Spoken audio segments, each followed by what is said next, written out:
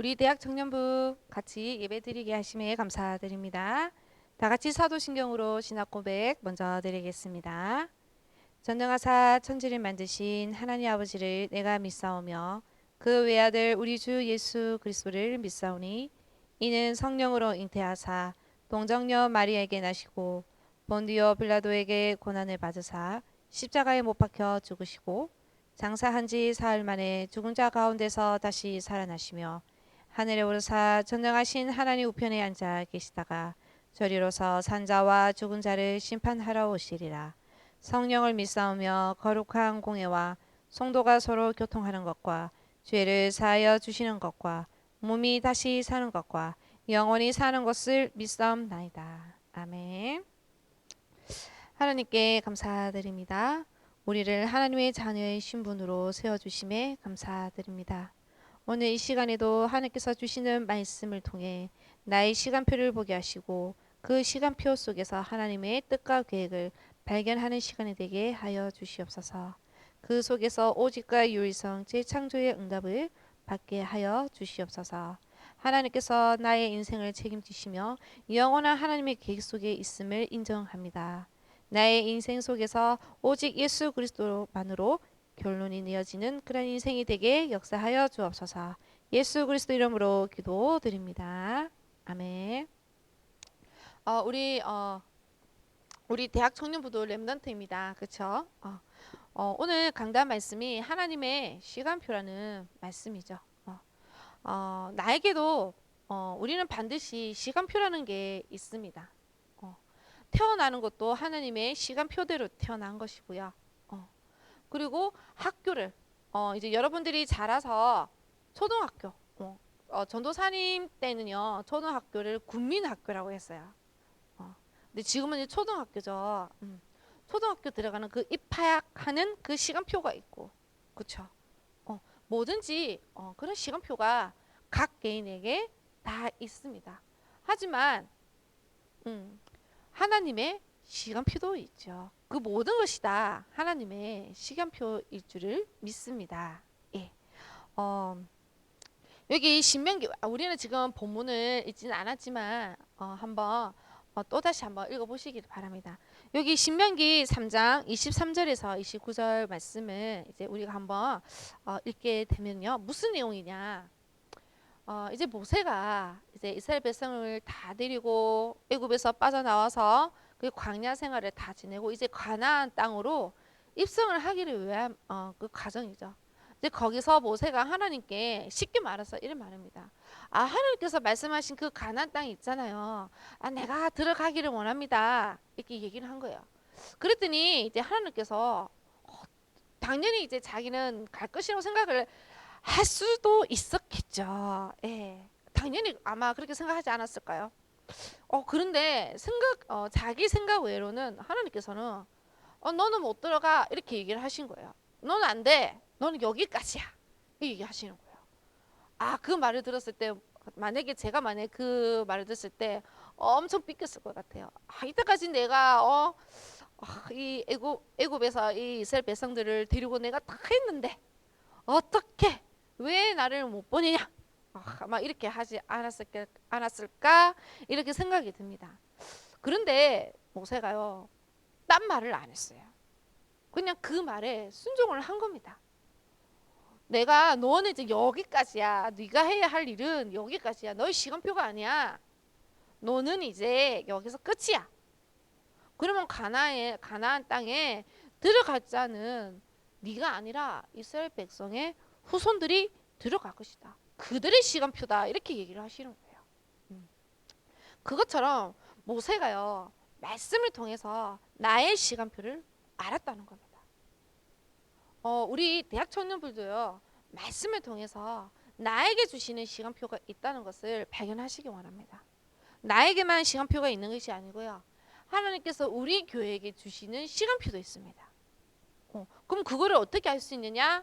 말씀 속에서 알 수가 있다는 것입니다. 그래서 여러분들에게 말씀 속에 있어라, 기도 속에 있어라 하는 말이 그 말입니다. 우리가 그 흐름 속에 없으면요. 하나님께 주시는 그 순간 그 시간표를 다 놓치게 되는 겁니다. 그래서 그러면 하나님의 절대 시간표를 보게 되면 하나님의 절대적인 계획을 보게 되는 겁니다. 하나님의 절대적인 계획은 뭘까요? 저는 이렇게 중간중간에 하나님의 절대 계획을 하면요. 이게 이거 말고 오직 유일성 이거 말고 뭐 다른 것이 준비되어 있나라는 생각을 참 많이 하는 것 같습니다. 근데 그게 아니에요. 그 순간순간 모든 것에는 하나님의 뜻과 계획이 있습니다. 그 시간표 속에도 있고요. 그럼 결국에는 그 시간표 속에 무엇을 내가 발견을 해야 되느냐? 오직을 발견하는 겁니다. 유일성을 발견하는 겁니다. 재창조를 발견하라는 거죠. 그것이 우리에게 주신 시간표라는 겁니다. 그래서 우리가 그러면 이 시간표를 바르게 보기 위해서는 우리가 어떻게 해야 되느냐? 말씀을 정확하게 이해를 해야 하는 것입니다. 말씀을요, 우리 대부분 이게 제가 예전에 이렇게 포럼을 하게 보면요, 이 사람이 이분이 오늘 강단 말씀을 제대로 알고 있는지 아니면 자기식대로 해석을 해서 잘못 알고 있는지 다 알 수가 있습니다. 그렇게 그러면은 뭐 그렇게 다르게 한 사람은 잘못된 거냐? 그거는 아니죠. 그 잘못된 것을 우리가 찾아서 꾸짖고 그런 걸 얘기하는 것이 아니라 우리가 정확하게 이 여러 사람과 함께 말씀을 붙잡고 우리가 포럼을 냈을 때 서로 성령 충만함을 받는 시간이 되는 겁니다. 그래서 우리가 말씀을 확인을 해야 돼요. 나 혼자서는 말씀을 하기가 힘들어요. 제3자가 내가 하는 이 말 포럼을 들어야 됩니다. 들어서 이 사람은 이 말씀 속에서 이것을 붙잡았구나. 그렇구나. 이렇게 붙잡고 다음번에는 이렇게 응답을 받았다고 하더니 이렇게 응답을 받았네. 이렇게 알 수가 있는 거죠. 그리고 복음을 우리가 바로 이해를 해야 하는 겁니다. 제가 이제 저번 주에 이제 총신에 갔잖아요. RTS에.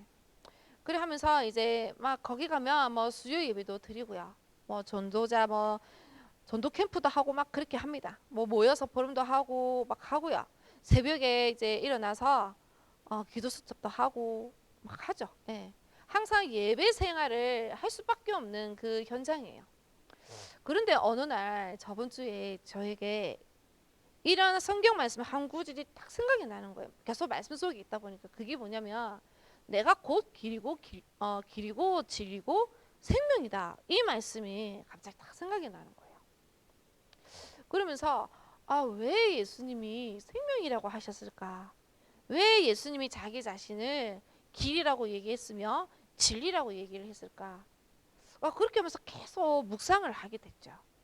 제 나름대로의 묵상을 하게 된 겁니다. 그러면서 아주 쉽게 답이 나왔어요. 너무너무 쉬운 거예요. 뭐 다른 뜻을 찾는 것이 아니라 예수님이 길이고 진리고 생명된다는 그 자체를 하나님의 방법이라는 겁니다. 그래서 우리가 예수 그리스도만 믿었을 때 우리가 하나님을 만날 수가 있다는 겁니다. 예수님 그 자체가 그냥 그리스도예요. 그 자체를 우리가 믿었을 때 내가 사망의 법에서 생명의 법으로 옮겨지는 것입니다. 하나님 만나는 유일한 길이 예수 그리스도밖에 없다라는 거예요. 그래서 예수님이 자신이 그렇게 얘기하신 거예요. 제자들에게. 얘들아, 내가 너네들이 그렇게 찾는 메시아 내다, 바로 내다. 나다. 내가 너네들이 하나님을 만날 수가 없지만 나를 통해서 만날 수 있는 내가 길이 된다. 이 얘기를 제자들한테 자기 스스로 그렇게 제자들한테 얘기를 하신 거죠. 그러면서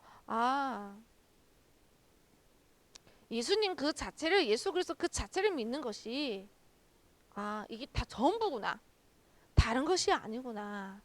그게 하나님의 방법, 우리를 구원하실 유일한 방법이 예수 그리스도이기 때문에 그분께서 내가 곧 길이고 진리고 생명이라고 그렇게 스스로 말씀을 하셨구나. 이제 제가 그렇게 깨닫게 된 겁니다. 그래서 우리가 말씀은요 예배 시간에 언제든지 말씀은 계속 쏟아집니다. 근데 그 많은 말씀을 우리가 사실 기억을 잘 못해요. 저도 그렇고. 근데 그 중에서 한 가지라도, 한 가지 말씀이라도 제대로 우리가 그걸 붙잡고 계속 묵상 속에 들어간다. 어, 반드시 가르침을 받을 수밖에 없습니다. 그래서 우리가 그러면서 제가 생각나는 게 신앙생활이라는 게 뭐지? 이렇게 제 스스로 다시 질문하게 되었어요. 그랬더니 답이 너무너무 간단했어요. 아, 우리가 많은 것을 하지만 교회에서 많은 일도 하지만 그것이 문제가 아니고 제대로 이 복음을 깨닫는 것이 중요한 것이구나. 그렇게 생각이 들었습니다. 이 복음을 제대로 알고 내가 나의 삶에서 제대로 정확하게 누리고 그것을 나의 후대에게 그대로 완전하시고 모든 것 되시는 그 영원한 언약의 예수 그리스도 그 언약을 전달하는 것이구나. 그 자체가 이미 신앙생활이라고 하는구나라고 제가 그렇게 그나마 제가 조금이라도 그렇게 제가 조금 그렇게 깨닫게 되었습니다. 그래서 이렇게 오늘도 말씀해 주셨죠. 하나님의 절대 시간표와 절대 계획을 알려고 하면 내가 어디에 있어야 되느냐, 내가 무엇을 알아야 되느냐, 복음을 정확히 알아야 된다는 겁니다. 그러면 어떻게 되느냐, 하나님께서 준비하신 영원한 하나님의 계획을 나의 인생을 통해서 이루어 나가신다는 겁니다.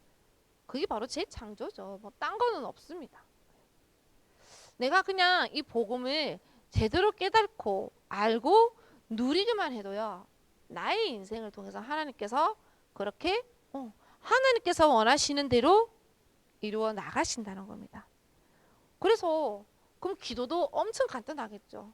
이거 주세요 저거 주세요가 아닌 오직 복음만 제대로 깨닫고 이해하고 누리게 하여 주옵소서.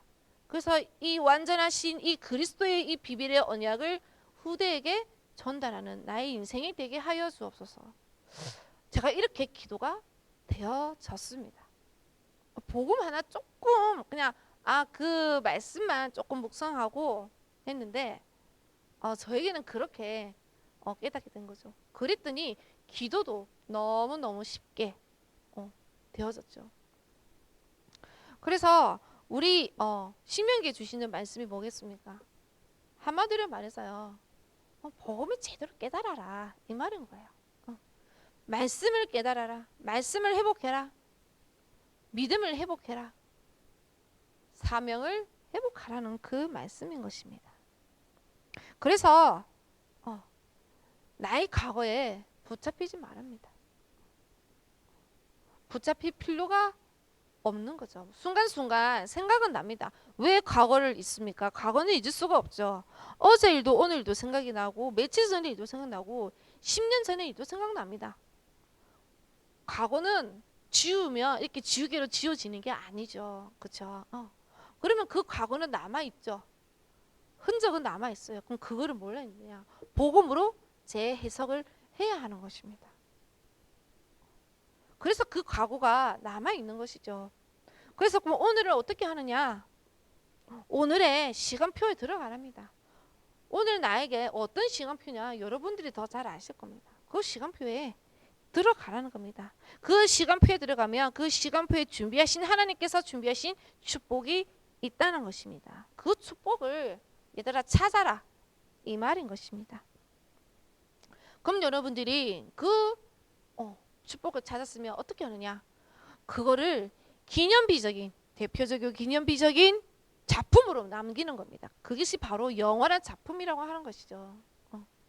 어떤 분들은 이 자기가 깨달은 거 있죠. 이런 거를 기도 수첩에 딱 적어가지고요. 그거를 이렇게 쌓아 놓으신 분도 있어요.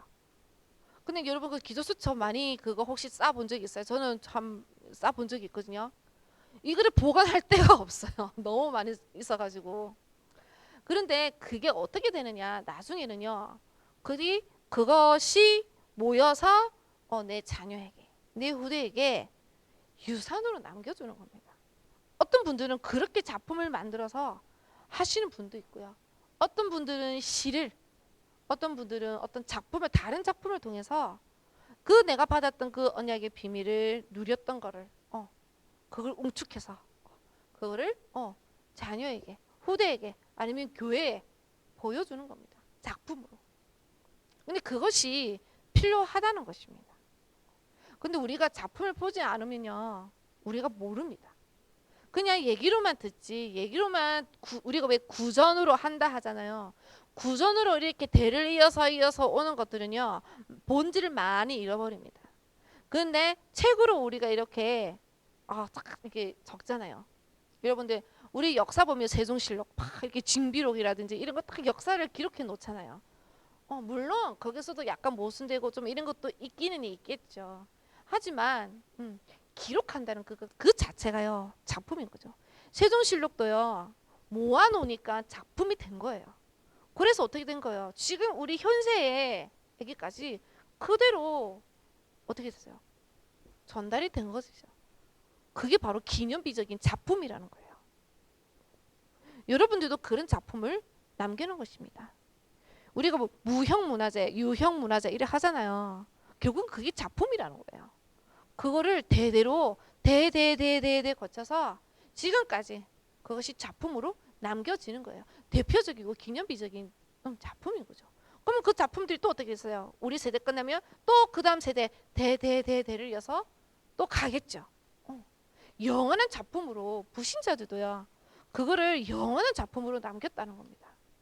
하물며 우리 하나님 자녀의 우리도 내가 받았던 응답을 막 일기로 쓴다. 그 또한 모아지면 영원한 작품이 되는 것이죠. 그래서 여러분들이 뭐 작품을 만들기 이전 하나님께서 나에게 주신 그 축복 속에 있어야 될 줄 믿습니다. 그래서 내가 이런 응답을 받았구나, 이런 축복 속을 받았구나. 우리 교회가 예전에는 이랬는데 지금은 우리 교회가 이렇게 하나님의 축복을 받아왔구나라고 그거를 보셔야 됩니다. 그래서 진짜 하나님께서 임재하신 것을 우리 대학 청년부들이 보는 그런 응답의 축복이 있기를 기도드리겠습니다. 기도하고 주기도문으로 마치겠습니다.